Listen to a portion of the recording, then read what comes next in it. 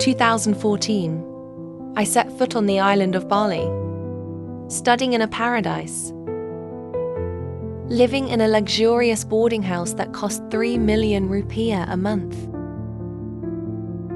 Life felt like a dream.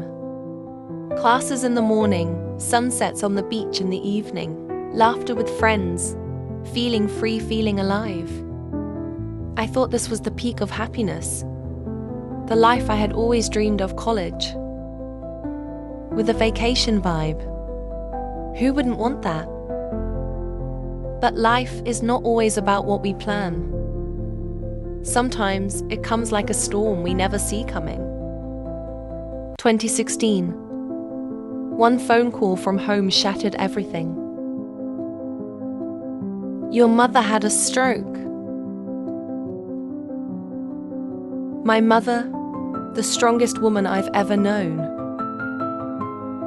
My hands trembled. My phone almost slipped. My vision blurred. My heart pounded.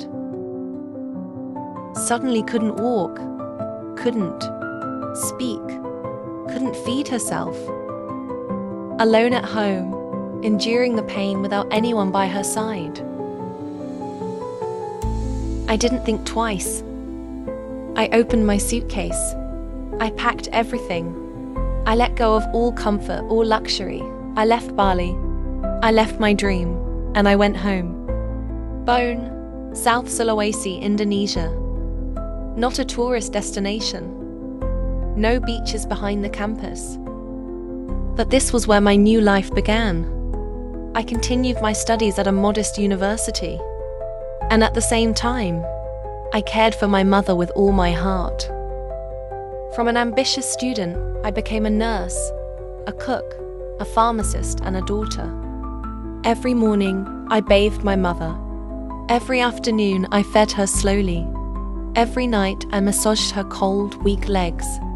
And in between it all, I still studied. I did assignments. I took exams. My life changed 180 degrees. From sipping lattes in cafes, to sitting by my mother's bedside every day, wiping her drool, and praying she never feels alone. But life wasn't done testing me. In 2018, I lost another irreplaceable figure.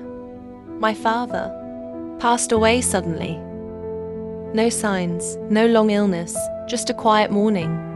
And grief struck like lightning in the dark. I lost my father, and my mother grew more fragile. But that same year, I graduated from college. I made it.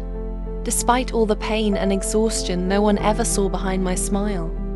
My graduation wasn't about gowns or a stage.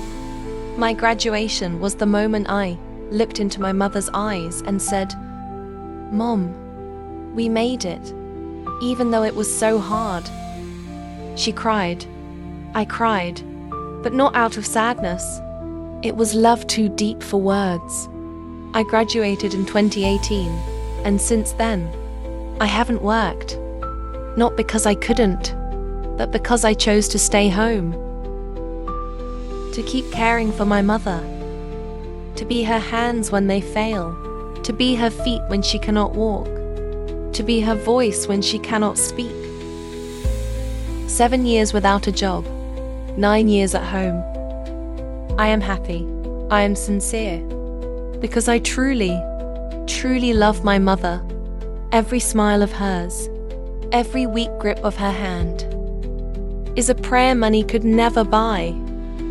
People often ask me, how long will you keep doing this? How long will you continue caring non-stop? And my answer is always the same.